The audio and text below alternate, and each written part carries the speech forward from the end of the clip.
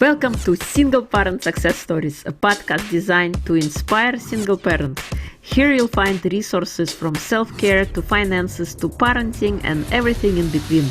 Discover what it takes to thrive. Let the stories inspire you to what is possible.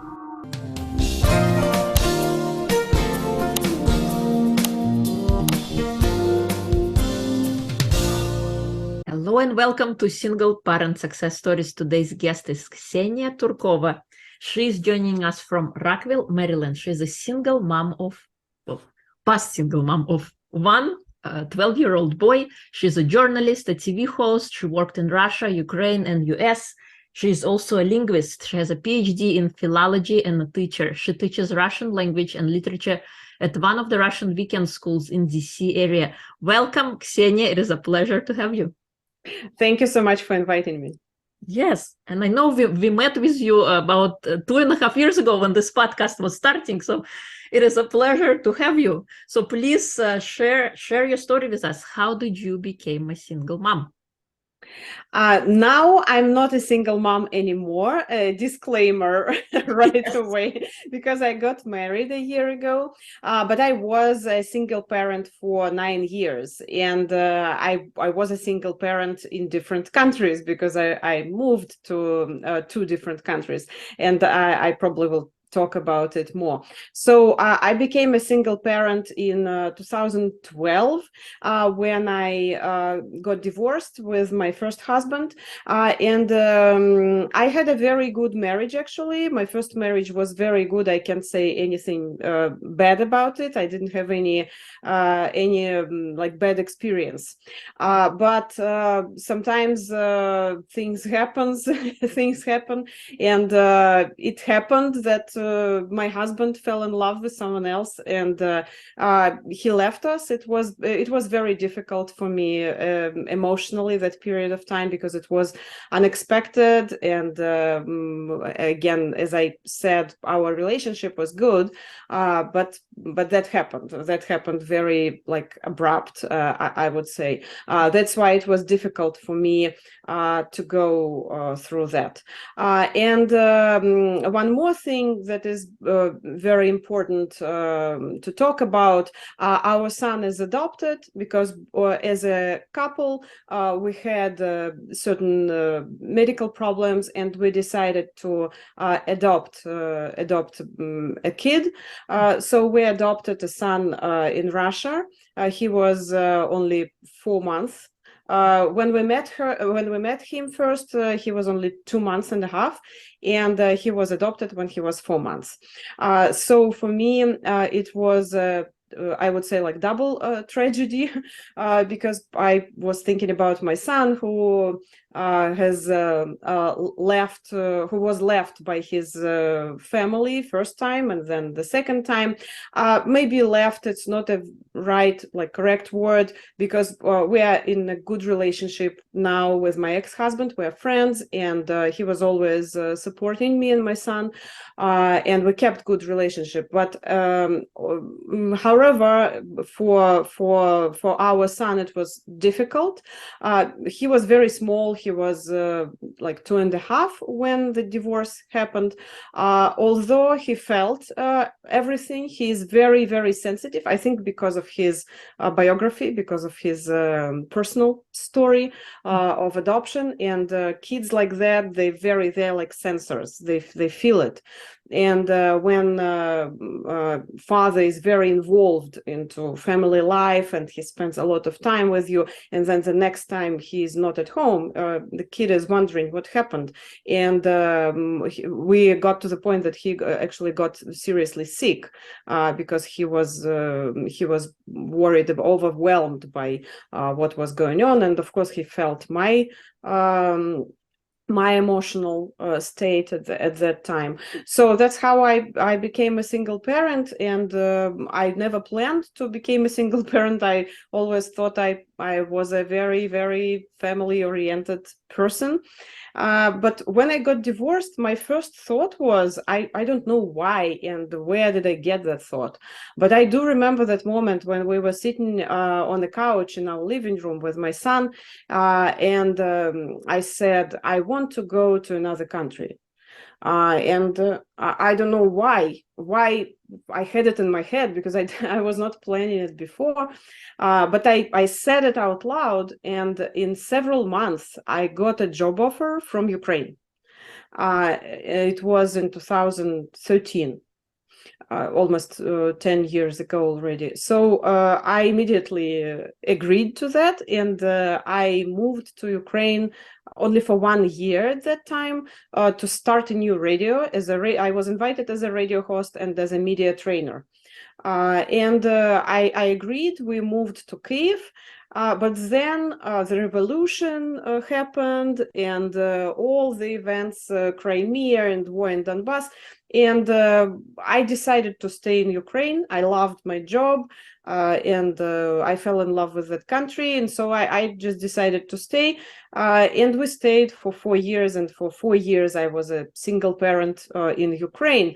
And I was a witness of all those events, and we lived in the center of the city where all that happened. So it was difficult for me emotionally, because I just got divorced, and at the same time it was difficult for me as a journalist, as a mother of a little boy who was also witnessing all this. So it was an interesting experience, maybe not very ordinary.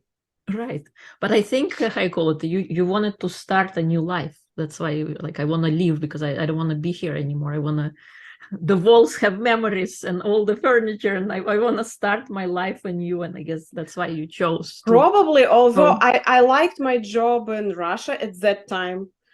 At that time, I liked it. I worked for one private radio station, and I was content. I was happy with my job. I had a lot of friends, but for some reason, yes, I had that thought. And it's interesting that I didn't have my first thought was not, I will find someone else. No, my first thought was, I want to live in another country or live for some period of time. That's interesting, and how I said it out loud, and it happened to me. First, I moved to Ukraine, and then I moved to United States, also because of the job offer. I got a job offer from United States, and I moved to work for Voice of America. And it also was a difficult decision for me, because of my son. And I was thinking it might be very difficult for him to move to one country, then to another country, so far away, different language. And it was also a difficult decision, but I made it, and I don't regret. That's amazing. And I think children are very resilient, and as long as he's with you, he has kind of a stable component. I understand that it's difficult sometimes to adapt, but I think when kids are younger, it is easier for them to be resilient and embrace the change. And kudos to you for following, on your dreams and answering that question and moving to another country. Yes, that's true. And when we lived in Ukraine, I even didn't date. I was not in a relationship. I was not dating. I don't like dating apps, so I'm very conservative, and that I'm progressive in general, but I'm conservative in that area. I don't like dating apps. So I always wanted to meet someone just like on the street, an old-fashioned way. Right. And it actually happened to me. I met my future husband at my friend's house. Awesome. And what were some of the things, Heikolt, you were dealing with? You mentioned that it was difficult. What are some, was it emotional, financial issues that you were dealing with when you became? When I lived in Ukraine, first of all, it was emotional aspect, because life in Ukraine is not that expensive than life in the US, and I will talk about it more. So now in US, my probably most important issues was from the beginning when I just moved, was the financial aspect, and in Ukraine it was emotional. Just adapting to the events, tragic, dramatical events that were happening, and I was very emotionally involved in those events because I'm from Russia. I lived in Ukraine. I supported Ukraine, and it was emotionally tough. And at the same time, my son was very small, so we lived there when he was 3 until he was when he was 7, so till his first grade. And he's not a very easy child. He has ADHD, and pretty severe, and we always had some problems with discipline in the daycare, kindergarten, and it was also a source of stress for me as a single parent. I was trying to keep him busy because it's very important for kids like that. But I would say it was one of the most difficult aspects at that age. That age was difficult. And also what I did, maybe it would be a life hack for someone, I don't know, but I think it worked for me well. So I tried to surround him with some male figures. So I found a swimming instructor who was a young guy, and he was so nice, and he loved kids very much. So they had a great connection. And what was very important, he was never irritated by my son, by Kirill, although he can be very, very annoying with his ADHD because it's difficult for him to listen, to follow the instructions. And that instructor was just perfect. I also found an older man who was an art teacher, and he was more as a grandpa figure for him. And we also had a lot of male friends. So I tried to surround him because he doesn't have, so his dad lives in Moscow, and he doesn't have granddads because my dad passed away very early in his life. He was only 51. And my first husband's dad also he passed away was when my son was 2. So he doesn't have grandpas. His dad is in other country, uncles in different country, and so I decided to surround him with male figures. I thought that it would be important for him, so maybe that would be a good advice for someone if it works for someone. I love that advice. I think that's amazing. Because especially when we don't have male figures, grandpas or fathers. Yeah, grandpas, to have grandpa is very important, I think. I also almost didn't have grandpas because they passed away early when I was like 4 or 5 years old. I remember something, but very vague, and I would love to have a grandpa, and so I think it's important for the boy. Yes, yeah. What kind of advice would you give to your younger self when you just became a single parent, knowing that what you know now?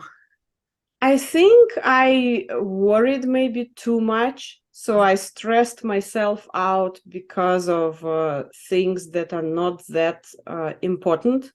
Like what? Like the behavior of my son. Mm. I was, I think, too much involved into trying to solve that, to correct him somehow. Although I think I should have done maybe I should have more accepted him as he is. It's probably because I didn't know much at that time about ADHD. I did know that he had it, but I didn't know much about ADHD in general.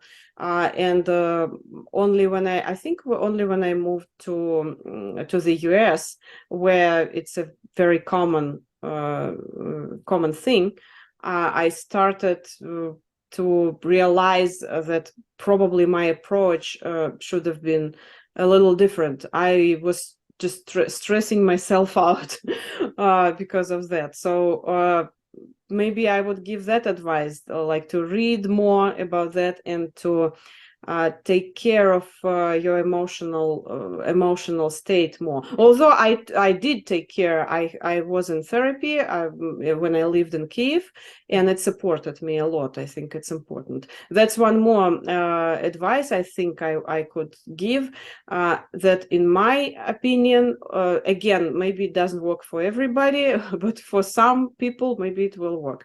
I think it's very important to have a hobby for a single parent.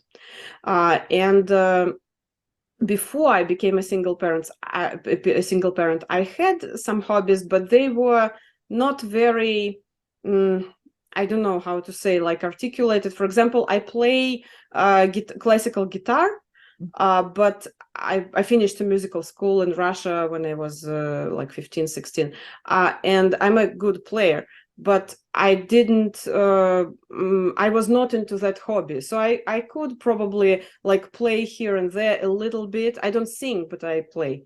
But I didn't put any effort into maintaining this. And I didn't make it my hobby when I was married, I mean. And the same thing with like other things I liked, but when I became a single parent, I think I realized, maybe subconsciously, that it's very important. And when I lived in Ukraine, I started a very important hobby in my life. I started dancing, and it helped me a lot, and that, I would say, changed my life. And I don't know how I would have survived without dancing. And I will explain why, because I started dancing boogie woogie. It's like rock and roll in Ukraine. And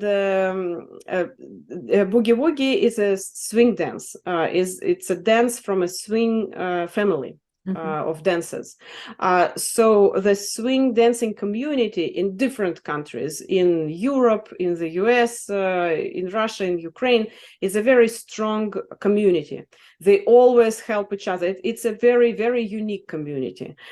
So when you are in this family, you will never be abandoned. You will never feel lonely in any country. You can travel wherever, and you will always find friends or place to stay at, and people will always help you. That's how swing dancing community works. And so I got into this dance, and I love jazz. I love this time from 20s to 50s, music and dances, and Charleston, Lindy Hop, and boogie woogie. And I was so happy. I had classes twice a week, and I was waiting for them. I took part in a competition to challenge myself. And I actually, we won first place. We took a first place among the beginners with my partner. We were beginners at that time.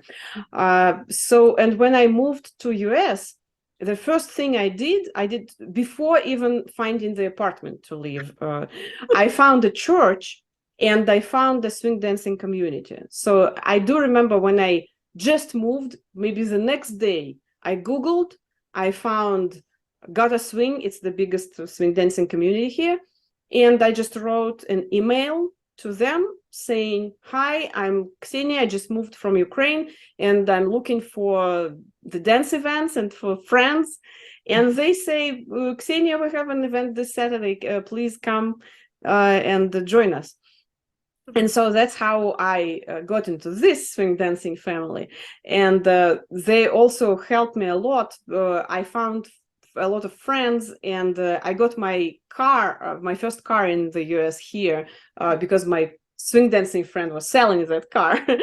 And I got my dog, also my first dog, because one of my swing dancing friends, she works for Lucky Dog organization.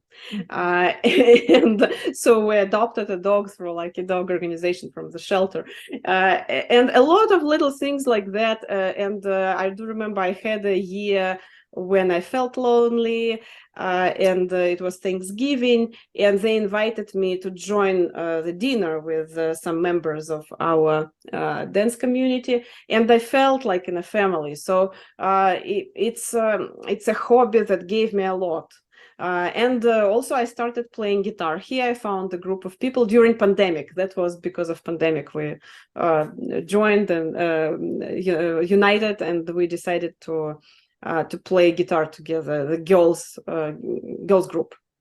I love it, and I think it is important. And I think we disregard as adults, oh, hobbies are for kids, but in hobbies is where we find ourselves. Just like you, I had my own hobbies that I started. I started doing Argentine tango. My spouse didn't like it, so during our marriage, I stopped. And after it was over, I went back, and just like you have a great swing community, I had great tango community and people connecting. And I think it also allows you first to find yourself, and you will never feel lonely because you have people with similar interests, and you create circle of friends who share in that.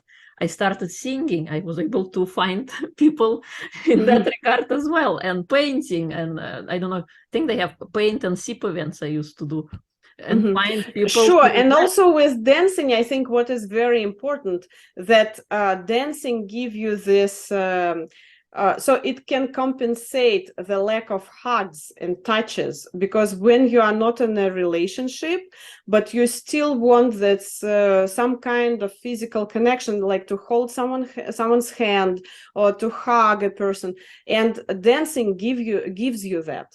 And I didn't realize that before, because I remember when I first joined the Boogie Woogie group. Boogie Woogie is a very energetic dance. It's a good cardio. If you want to lose weight, you should join Boogie Woogie or rock and roll group. And people are sweating.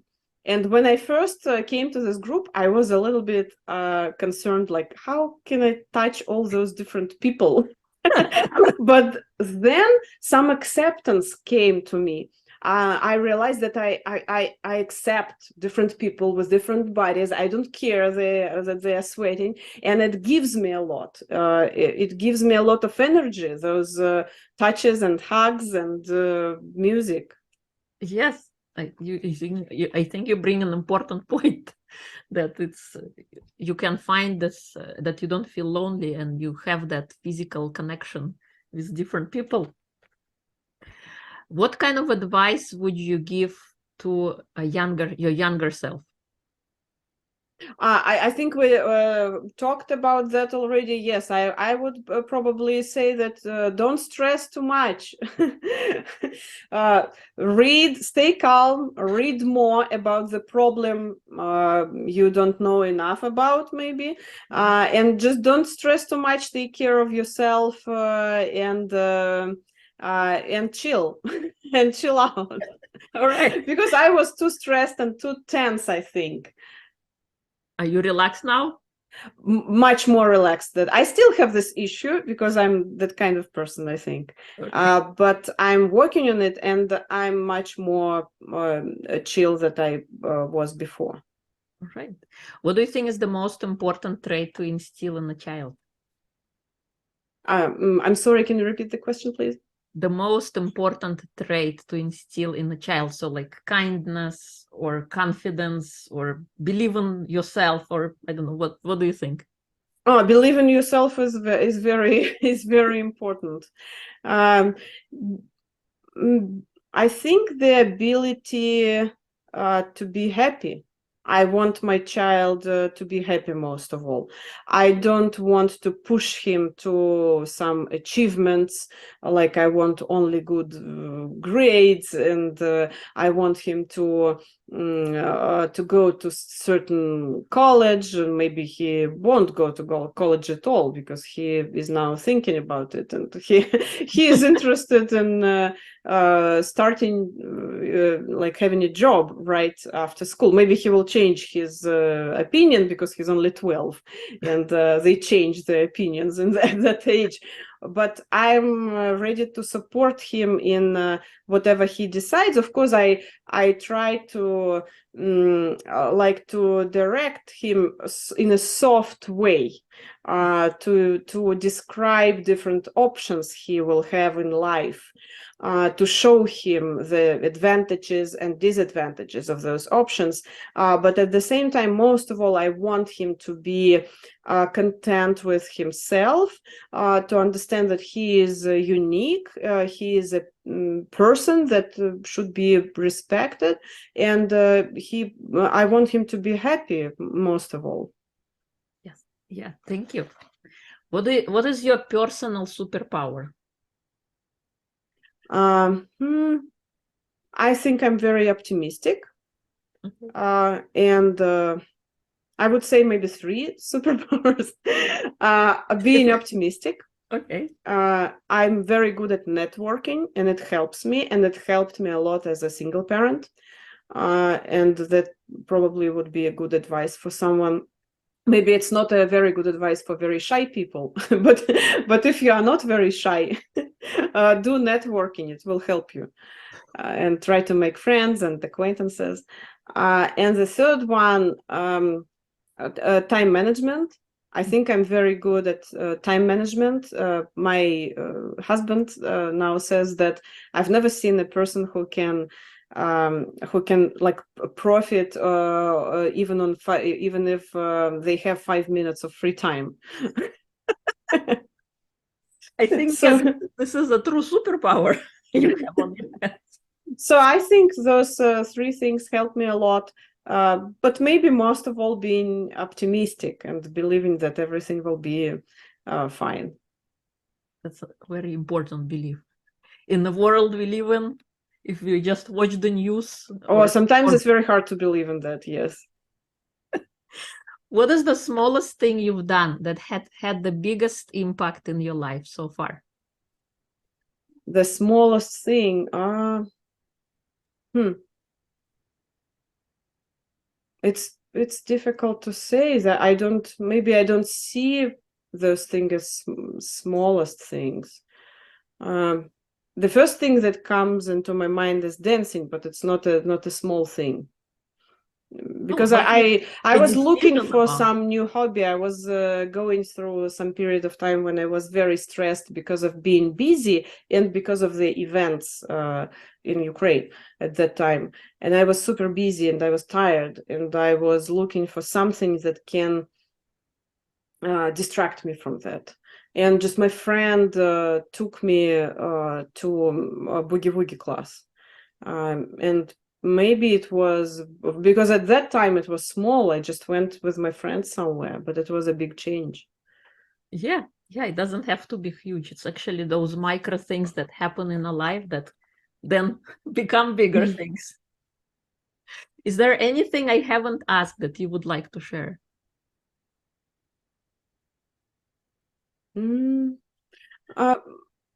I would say again that I advise everybody who is a single parent spend a lot of time with themselves. Try to spend time with yourself. Go, I don't know, shopping, find a hobby, read a book, watch a TV show. Just I do believe that you shouldn't dedicate all your life and all your time to your child. You need some time to get your resource. And when you are charged, for example, I went to a dance class, I'm charged like a smartphone. And I can give this energy to my child. So don't forget to charge yourself. Yes, I totally can relate to that. We gotta charge our batteries. We're not energizer bunnies. We need to invest and charge ourselves up. What is your favorite energizing practice other than dancing? Dancing, playing guitar, and I love different languages. I think if I had time, I would have learned a lot of languages. I just don't have time for all of them. And I like the process. It's not that I have some goal. Of course, when I moved to Ukraine, I wanted to learn Ukrainian. And, I just like learning languages. I'm learning Spanish now. And when I was at the university, I learned Finnish for 2 years. I don't remember much though, but it's an interesting language. And I started learning Italian and different languages. So that, and it also gives me energy because I think it's like a brain workout. Yeah, totally. I totally agree with you. I love languages as well. I was doing English and Russian back then. And when I came to US, I was very fascinated by Spanish. So I taught myself Spanish. And then when I went to college, I did Spanish and French. And now I'm doing French on Duolingo. Every day, 15 minutes a day. It gives you a great workout, keeps your mind sharp, and makes life more interesting when we have invested in different hobbies to develop all parts of ourselves, because we are not just this one cell individual. We have all so many interests and talents, and I think it's so important to invest in yourself and do those things, fill your battery, do the things that bring you joy, because we cannot give from an empty cup. Yes, that's true. If people would like to connect with you, learn more about you, where would they go? They can go on my Facebook page, Ksenia Turkova. They can easily find me there. And also I have a English YouTube channel for English-speaking audience, also Ksenia Turkova, and you will find me. But it's a channel not about being a parent, not about family or kids. It's more professional channel. And as a linguist, I'm analyzing the texts of media and political speeches, and now I'm analyzing everything that is happening in Russia and in Ukraine from the linguistic point of view. Thank you. Thank you so much for coming on, sharing your story with us, and I appreciate your wisdom, and I love the advice that you shared. Thanks for having me. Yeah, bring the child, surround them with male figures. If you don't have the dad in life, bring extra granddad and all the other important people, so they don't feel alienated, they feel that connection. So thank you so much. Thank you, Irina.